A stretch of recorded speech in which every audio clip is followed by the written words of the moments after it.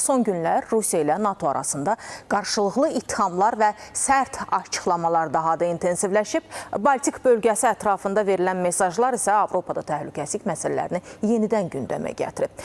Moskva Qərbin hərbi fəallığından narahatlığını açıq şəkildə ifadə edir.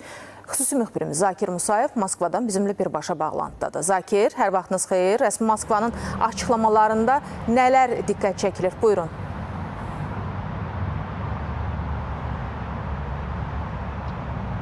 Hər vaxtınız xeyir. Bəli, hazırda Rusiya ilə NATO arasında gərginlik daha da artır və Moskvanın son açıqlamaları göstərir ki, tərəflər arasında münasibətlər təhlükəli mərhələyə daxil olur. Elə Rusiyanın Xarici İşlər Nazirinin müavini Sergey Rybkov bildirib ki, NATO ilə Rusiya arasında birbaşa qarşıdurma ehtimalı yüksəlir və belə bir toqquşmanın nəticələri çox ağır ola bilər. Bu açıqlamalar fonunda Litva Xarici İşlər Nazirinin NATO'nun lazım gələrsə Rusiyanın Kaliningrad bölgəsindəki hərbi obyektlərə zərbə endirə biləcəyini deyibdir. Rusiya Xarici İşlər Nazirliyinin nümayəndəsi Mariya Zakharova isə bu fikirləri özünü məhvə aparan düşüncə adlandırıbdır.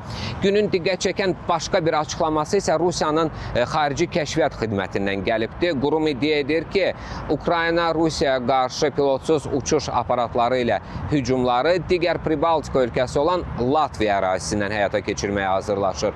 Və Rusiya tərəfi xəbərdarlıq edir ki, belə hücumlar baş verərsə, pilotsuz aparatların havaya qalxdığı yerlər müəyyən ediləcəkdir və həmin nöqtələr cavab zərbələrinin hədəfinə çevrilə bilər.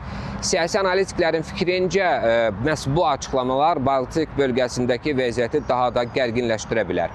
Bu arada Rusiya Müdafiə Nazirliyi son sutkada Ukraynanın enerji və liman obyektlərinə zərbələr endirildiyini açıqlayıbdır. Nazirliyin məlumatına görə hava hücumundan müdafiə qüvvələri yüzlərlə pilotsuz uçuş aparatını və idarə olunan aviasiya bombalarını məhv edibdir.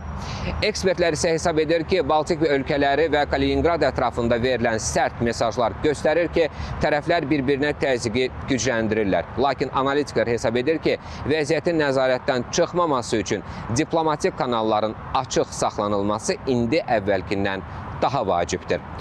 Belə Rusiya bürosundan bu saata çatdırmaq istədiklərim bunlar idi. Söz yenidən sizdədir. Təşəkkür edirik Zakir.